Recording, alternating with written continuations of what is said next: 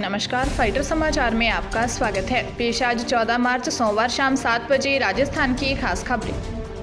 मुख्यमंत्री अशोक गहलोत ने कहा कि कांग्रेस से गलतियां हुई हैं। बीजेपी ने नॉन इशू को इशू बनाकर धर्म के नाम पर चुनाव जीता।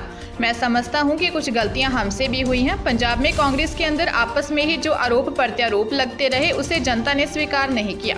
लोकल स्थितियों के अनुसार वोटिंग पैटर्न होता है, उसी रूप में पंजाब के हालात हमारे सामने हैं। हम वहां चुनाव जीत रहे थे। चीफ मिनिस्टर चन्नी ने अच्छे मैसेज दिए थे, पर माहौल ऐसा बन गया और आम आदमी पार्टी का उदय हो गया। गहलोत कांग्रेस वर्किंग कमेटी की बैठक से पहले दिल्ली में मीडिया से बातचीत कर रहे थे।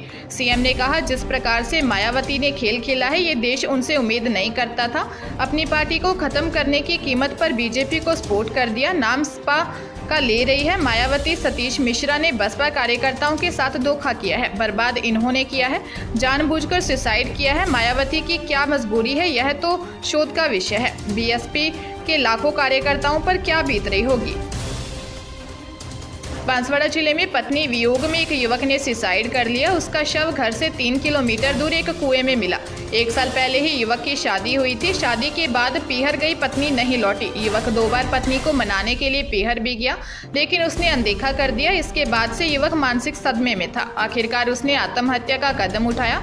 मामला भुंगड़ा थाना क्षेत्र का है। एएसआई मनोहर लाल नीनामा ने बताया कि गरनावट निवासी 25 वर्षीय कमलेश का शव असगरिया पाड़ा कुवानिया स्थित बिना मुंडेर के कुएं में मिला था। मृतक के भाई मनोहर ने बताया कि शादी के बाद एक बार ससुराल आई, उसकी पत्नी वापस नहीं आई। इस बात को लेकर कमलेश बहुत चिंतित था।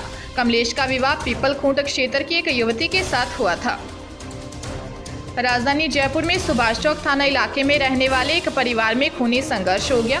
इस घटना में भतीजे ने चाचा पर चाकू से वार कर घायल कर दिया, जिससे घायल अवस्था में एसएमएस अस्पताल में भर्ती करवाया गया, जहां पर इलाज के दौरान उसकी मौत हो गई। पुलिस ने भतीजे को पकड़ लिया है। सुभाष चौक थानाधिकारी जयप्रकाश ने बताया कि घटना राधा कृष्ण कुंड के पास की है। इस घटना में 70 वर्षीय मोहम्मद कमरुद्दीन की मौत हो गई। मामले में मृतक के बड़े भाई के बेटे 45 वर्षीय नासिर को पकड़ लिया है। प्रारंभिक पूछताछ में नासिर ने पुलिस को बताया कि कमरुद्दीन उसकी पत्नी पर बुरी नीयत रखता था। पुलिस ने बताया कि ये परिवार एक साथ रहता है। इससे पहले भी प्रॉपर्टी को लेकर विवाद हो चुका था। जोधपुर जिले में प्रॉपर्टी अपने नाम करवाने का भूत एक शख्स के सिर पर इतना सवार हुआ कि उसने खून के रिश्तों का कत्ल कर दिया। दुनिया में लाने वाली मां को मारने के लिए दोनों हाथों में गन लेकर उसके पीछे भागा। मां तो बच गई, लेकिन सामने आई बहन को ढूंढते वक्त भी उसके हाथ नहीं कांपे। वारदात के 72 घंटे बाद पुलिस ने आरोपी को गिरफ्तार कर लिया है।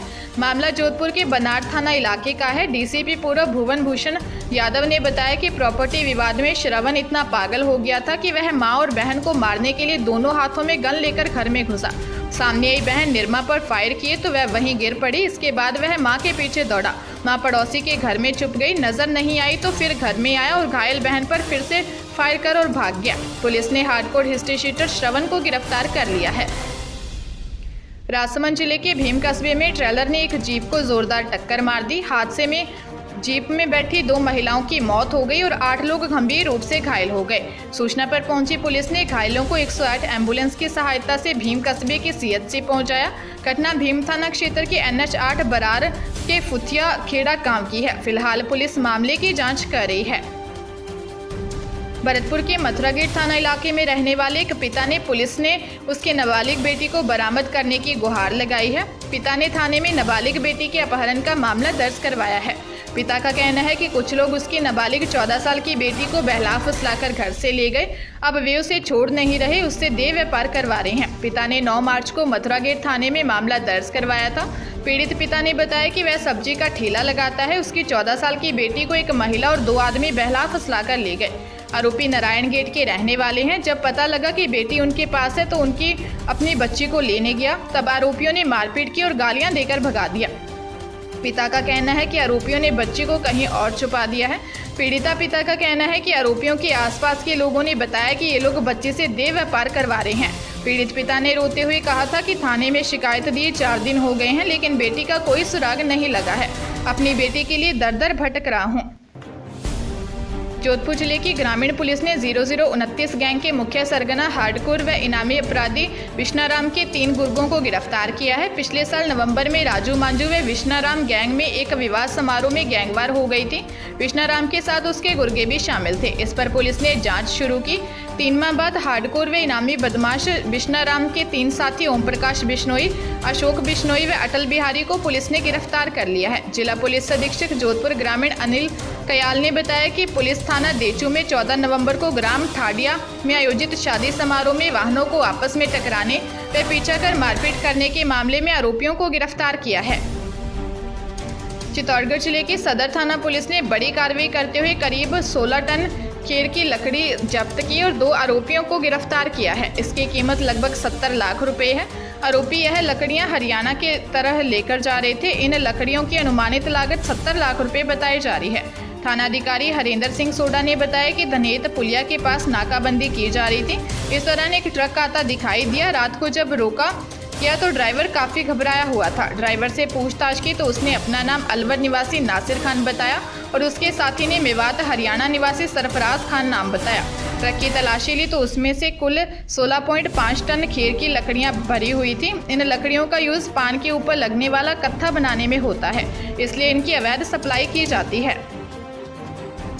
गुजरात के एक व्यापारी से 4 करोड़ की धोखाधड़ी का मामला राजधानी जयपुर के हरमाड़ा थाने में दर्ज हुआ है। जानकारी के अनुसार गुजरात के अहमदाबाद निवासी ध्रुव शाह की शिकायत पर हरमाड़ा थाना पुलिस ने मामला दर्ज किया है।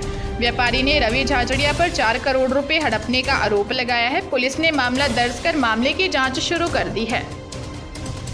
डूंगरपुर में पिकअप की टक्कर से बाइक सवार 2 युवकों की जिंदा जलकर मौत हो गई। सूचना के बाद मौके पर पहुंची पुलिस ने दोनों शवों को अपने कब्जे में लिया और पोस्टमार्टम के लिए मोर्चरी में रखवाया है। धम्बोला थानाधिकारी भैयालाल आंजना ने बताया कि वानिया तालाब गांव निवासी 22 वर्षीय जीवराम सरपोटा अपने दोस्त पाडला मानारोत निवासी 21 वर्षीय गोवर्धन डामोर के साथ बाइक पर सवार होकर किसी काम से सरथुना के पास कलियाकुआ जा रहे थे। इसी दौरान सामने से तेज रफ्तार से आ रही पिकअप ने उनकी बाइक को जोरदार टक्कर मार दी। टक्कर लगने से बाइक में आग लग गई। हादसे में बाइक सवार जीवराम सरपोटा के जिंदा जलने से मौके पर ही मौत हो गई और गोवर्धन गंभीर रूप से घायल हो गया। उसने अस्पताल पहुंचते ही दम तोड़ दिया। पुलिस ने बताया कि मृतक जीवराम व गोवर्धन दोनों अच्छे दोस्त थे। वहीं डूंगरपुर SBP कॉलेज में 2nd ईयर के छात्र थे। पुलिस पिकअप चालक की तलाश कर रही है।